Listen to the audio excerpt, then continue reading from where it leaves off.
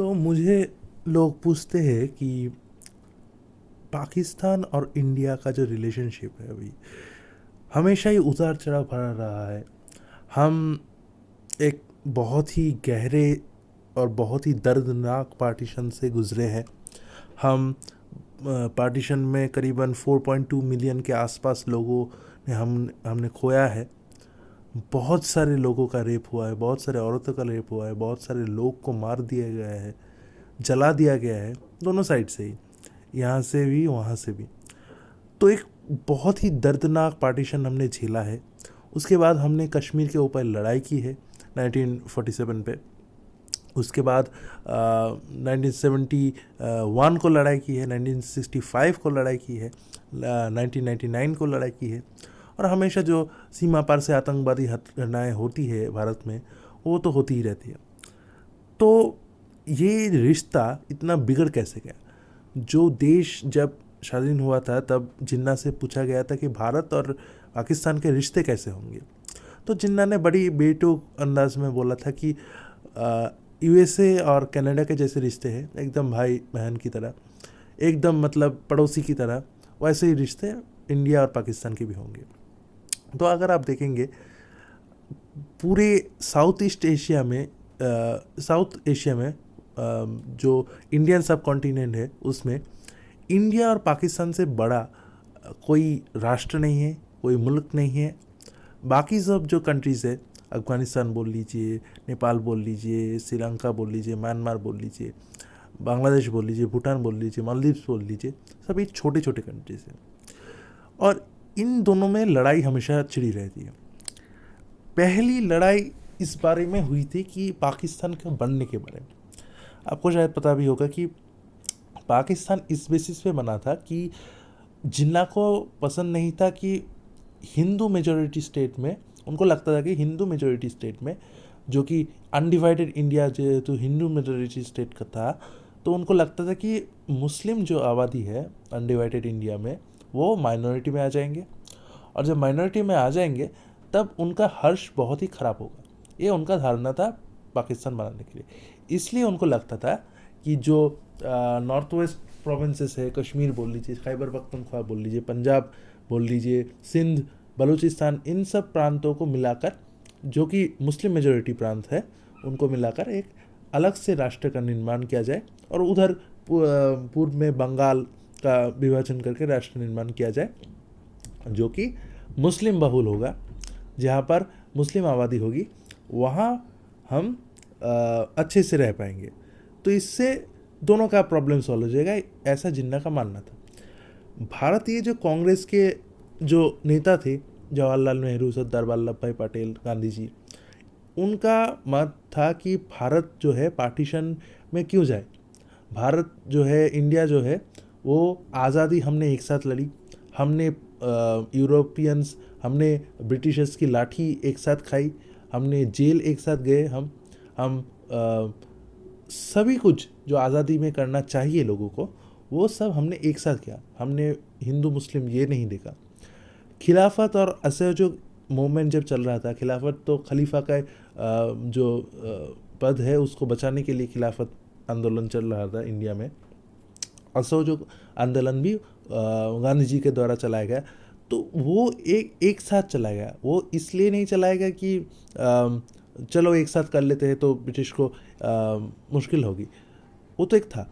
लेकिन मेन जो रीज़न था एक साथ करने का असहयोग एवं खिलाफत आंदोलन, वो गांधी जी का पर्सपेक्टिव था कि इंडियन हिंदू और इंडियन मुस्लिम को एक साथ लाया जाए। तो हमने आंदोलन भी एक साथ किया, हम आज़ादी की लड़ाई भी एक साथ लड़ी।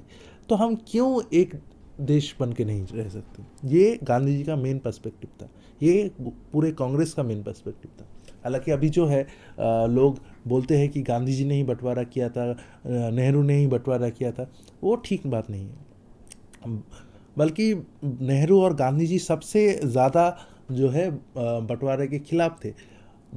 अगर आप बोलेंगे सबसे ज़्यादा सरदार वल्लभ भाई पटेल बंटवारे के समर्थन थे। उनको लगता था कि जिन्ना को पाकिस्तान ले दो, हम जो है हम यहाँ पर आराम से अपनी गवर्नमेंट इस्टेब्लिश करेंगे। तो उनको ऐसा लगता था। हालांकि उस बात पे भी डाउट है बहुत सारे। तो जो भी हो, तो रिश्ते बिगड़े उसी से, वैसे ही शुरुआत हुई।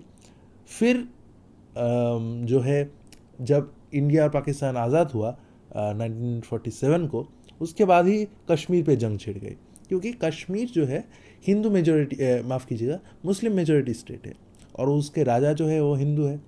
पहले तो कश्मीर जो था, जब ब्रिटिशर्स यहाँ से गए थे तो जो प्रिंसली स्टेट्स है उनके ऊपर छोड़ के गए थे कि आप चाहे ब्रिटिश इंडिया, मतलब इंडिया से आप जुड़ना चाहे तो जुड़ सकते हैं, आप अगर पाकिस्तान से जुड़ना चाहे तो जुड़ सकते हैं, और अगर आप इंडिपेंडेंट रहना चाहते हैं तो आप रह सकते हैं। अब यही पेच हो गया कि आप इंडिपेंडेंट कैसे रह सकते हैं। आपकी जो जनता है उन्होंने आंदोलन की थी कि इसलिए कि इंडिया बना सके, इंडिया को आज़ादी दिला सके। अब अगर आप इंडिपेंडेंट रहेंगे तो कैसे चलेगा, हमको तो आपको तो इधर पाकिस्तान से जुड़ना पड़ेगा या तो इंडिया से जुड़ना पड़ेगा। तो तब जो थे राजा हरि सिंह, उनको लगता था कि हम जो है इंडिपेंडेंट स्टेट बन जाएंगे, तो वो पाकिस्तान के ऊपर भी नेगोशिएट कर रहे थे, वो इंडिया के साथ भी नेगोशिएट कर रहे थे। लेकिन जवाहरलाल नेहरू ने बोल दिया कि नहीं, आप इधर पाकिस्तान के साथ जाके मिल जाइए या तो हमारे साथ आके मिल जाइए, वरना हम कोई भी मदद नहीं करेंगे। अब तब तक जो था जूनागढ़ भारत ने कब्जा कर लिया था, करीबन कब्जा कर लिया था।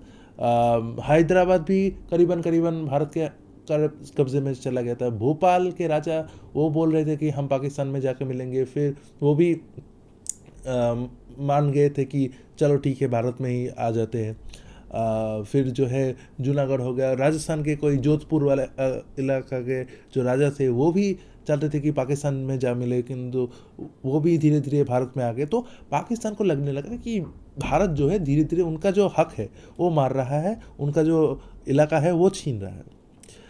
तो इस बात से उन्होंने खपा होकर कश्मीर के ऊपर जंग की ऐलान करने की कोशिश की। हालांकि तब भी जंग नहीं हुई थी। उनको लगने लगा, उनको 100% सर्टेनिटी था, क्योंकि कश्मीर के जो जनता थे, आवाम जो था वो तो मुस्लिम थे और पाकिस्तान के बॉर्डर से भी लगता था, तो उनको लगता था कि कश्मीर जो है वो उनके साइड आ जाएगा। अब हरि सिंह ने लिख दिया कि नहीं, हम तो भारत के साथ जाएंगे, इंस्ट्रूमेंट ऑफ एक्सेशन में साइन कर दिया। उससे पहले ही पाकिस्तान के लड़ाके कबायली के भेष में कश्मीर में घुस गए थे। और इस दौरान, इस पूरे घटना के दौरान पाकिस्तान का जो कश्मीर पे जो हक था वो भी चला गया।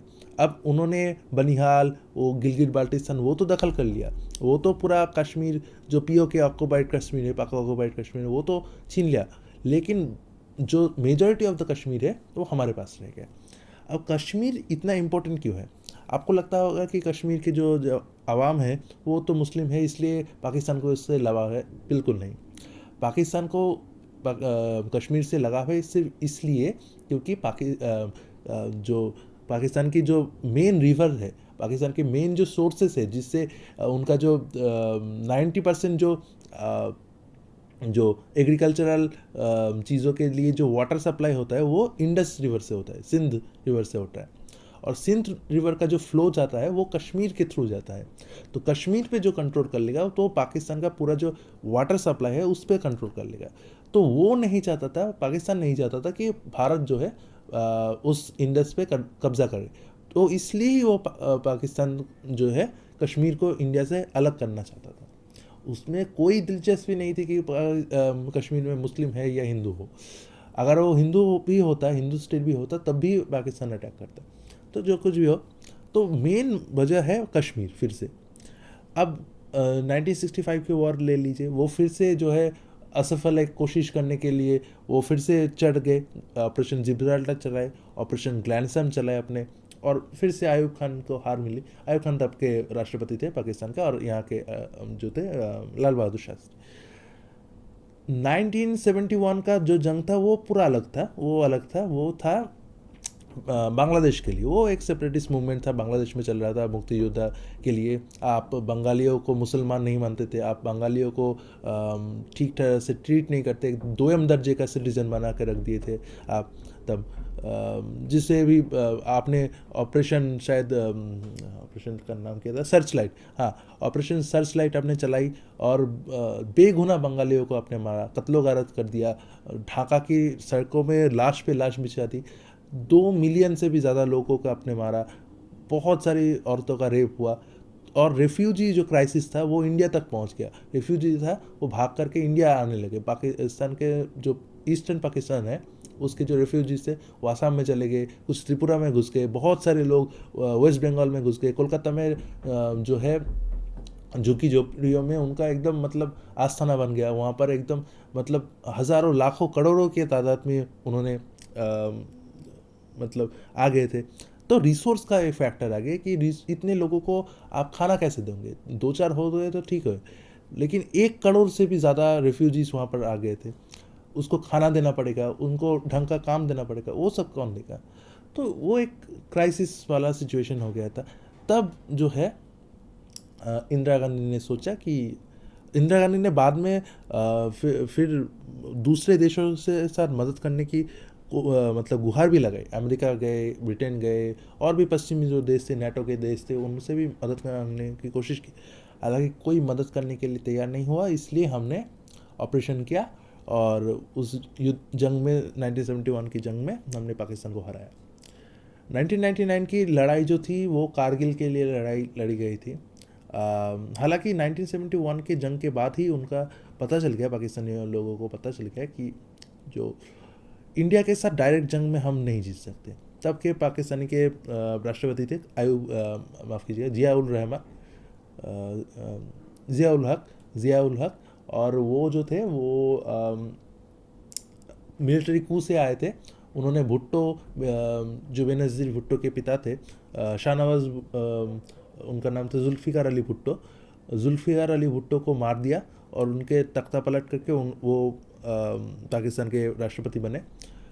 तो जब उन्होंने पाकिस्तान की गद्दी संभाली तो उनको पता चल गया था कि भारत से हम डायरेक्ट जंग में नहीं जीत सकते, इसलिए उन्होंने जाके कश्मीर में सेपरेटिस्ट मूवमेंट की स्टार्ट की। अब इंटेलिजेंस फेलियर बोल लीजिए या कुछ भी बोल लीजिए, वहाँ पर हम कामयाब नहीं हुए उस सेपरेटिस्ट मूवमेंट को ठीक ठाक से दबाने में, जो कि आज तक हम झेल रहे हैं। हालांकि ऑपरेशन मेघदूत में हम कारगिल सियाचिन ग्लेशियर को हमने कब्जा कर लिया था, तो वो एक बड़ा अचीवमेंट था। राजीव गांधी के टाइम पे हमने सियाचिन ग्लेशियर पे कब्जा किया था। फिर भी हम बहुत सारे सेपरेटिस्ट मूवमेंट को दबा नहीं पाए, जो कि हम आज भी लड़ रहे हैं उनसे। तो आज थोड़ा सा कम है 370 हटने के बाद। 1999 में जब मुशर्रफ ने कारगिल का प्लान बनाया, तो वो ब्रिलियंट प्लान था स्ट्रेटेजिकली, लेकिन होल्ड नहीं कर पाए। मतलब आप कुछ देर के लिए तो आप उस प्लान को अंजाम दे दोगे, लेकिन लॉन्ग टर्म में आप नहीं सोचा कि क्या होगा। उन्होंने बड़ी बड़ी चोटियों पे, जो चोटियाँ जो सर्दियों में खाली हो जाती थी, दोनों साइड के बॉर्डर्स, दोनों गार्ड्स जो है वो खाली कर देते, उन चोटियों पे आपने कब्जा किया। वहाँ से आपने शेलिंग की, हेवी शेलिंग की, बहुत सारे लोगों को आपने मार डाला। एक एक जवान के लिए, चोटी पे बैठे एक एक जवान के लिए आपको 27 जवान भेजने पड़ते थे इंडियन आर्मी को। पर फिर भी हमने जंग में जीत हासिल की, बहुत सारे लोग मारे गए। यहाँ के करीबन 500 से ज़्यादा जवान वीरगति को प्राप्त हुए। वहाँ से भी 600-400, अभी ऑफिशियल आंकड़ा नहीं है, वो तो हमेशा ही बोलते रहे थे कि वहाँ पर पाकिस्तान के सैनिक नहीं थे, वहाँ पर जस्ट कुछ मुजाहिदीन बैठे हुए थे, उनको सपोर्ट कर रहे थे। तो ब्रिलियंट प्लान था, लेकिन एग्जीक्यूशन गलत हुआ, इसलिए हम जीत गए वहाँ पर भी। हालांकि मैं मानता हूँ कि कारगिल की जो जंग थी वो वन ऑफ द बेस्ट लड़ी है इंडियन आर्मी में आज भी। 1971 में हालात अलग थे, वो अलग है। 1971 में जंग जो थी वो ईस्ट पाकिस्तान में थी। जंग समतल फील्ड में हुई थी, प्लेन फील्ड में हुई थी। 1965 का जंग था, वो वेस्ट फ्रंट में लड़ाया गया था। पंजाब जो खेमकरन सेक्टर है, जो असल उत्तर सेक्टर है, वहाँ पर लड़ा गया था। तो जंग के अलग अलग आप बोल सकते हैं कि दोनों ही जंग प्लेन्स में लड़ी गई थी। 1999 का जंग जो था, कारगिल का जंग, वो हाइट पे लड़ी गई थी। वहाँ पे एयरफोर्स ने बहुत अच्छा काम किया। हालांकि बहुत सारे मतलब ब्लॉकेड भी है, बहुत सारे फिर आप बोल सकते हैं क्वेश्चंस भी उठे कि कैसे आप इतना बड़ा इंटेलिजेंस फेलियर हो गया कि वहाँ पर जाके उन्होंने 2-3 महीने से अपनी चौकी बना ली और हमको कोई भनक तक नहीं लगी। हालांकि वो भी एक चीज़ था। तो आज कहाँ है पाकिस्तान के रिश्ते? आज जो है पुलवामा और उरी के अटैक के बाद हमारे साथ मतलब बहुत ही ख़राब रिश्ते चल रहे हैं अभी। तो अभी धीरे धीरे कोशिश हो रही है, धीरे धीरे करके। मैं मानता हूँ कि पाकिस्तान के लोगों से और इंडिया के लोगों में मतलब जितना आप मानते हैं कि दुश्मनी है उतना नहीं है। पाकिस्तान लोग भी चाहते हैं कि इंडिया आबाद रहे और इंडिया के लोग भी चाहते हैं कि पाकिस्तान बर्बाद ना हो। तो वो एक चीज़ है। लेकिन हमारे जो हुक्मरान हैं, हमारा जो सिस्टम है, हमारे जो आप बोल सकते हैं ऊपर के जो लोग हैं, वो शायद थोड़ा बहुत करके इस जो चीज़ को है, ये जो दुश्मनी है, इसको मतलब अभी भी रख रहे हैं। क्योंकि उनके उनमें उनका ही फ़ायदा है कि अगर आपने बोल दिया कि हाँ पाकिस्तान से लड़ाई होगी, पाकिस्तान हमको तबाह कर देगा, या इंडिया हमको तबाह कर देगा, इंडिया से लड़ाई होगी, तो इससे जो है एक सेंटिमेंट ऑफ नेशनलिज्म, प्राइड या जिंगोइज्म टाइप का कुछ रह जाता है। तो इससे जो है वोटिंग में आप बोल सकते हैं कि थोड़ा सुविधा होता है। तो ये एक चीज़ है। हालांकि अभी काम चल रहा है, देखते हैं कितना होता है। तो इतना ही था कि पाकिस्तान और इंडिया का रिश्ता कैसा है। अगर आपको अच्छा लगा हो तो प्लीज़ लाइक, शेयर, सब्सक्राइब कीजिए और कमेंट में लिखिए कि नेक्स्ट आप कौन सा चाहते हैं वीडियो। Thank you.